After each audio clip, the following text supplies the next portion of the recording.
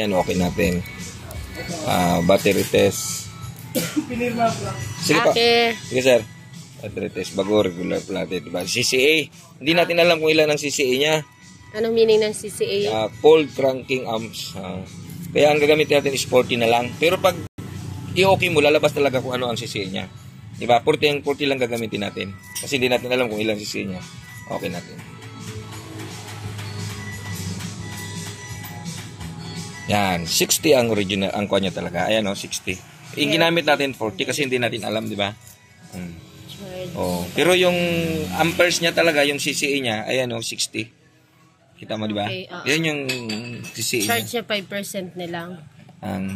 Ang charge. Oh, kailangan siya i-recharge siya. Internal or ano yan, 50 ohms. Rated 40 amperes. Ito yung ginamit natin. Kasi hindi natin alam, di ba? Ginamit na lang natin siya. Pero pag once na pag nag-okay ka, lalabas yung CCA niya talaga. Ayan o, 60. Kasi so, i-charge lang ito. I-charge lang. Okay siya. Yung healthy niya, nagagamit ito as palaging pang test. Makikita mo yung kuhan kasi yung healthy niya, 100%. O good ang battery. Pag hindi 100% pag bumaba na siya sa 50, pababa, bagsak na siya. Oo. Ano siya, kumbaga defect. Sira na. Sira na. Defective na siya. Yung ano?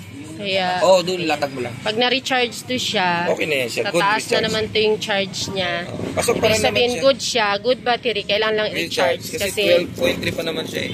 Kasi nagagamit siya eh. Nagagamit as pang-charge. Nag-recharge talaga yung battery. Nga lang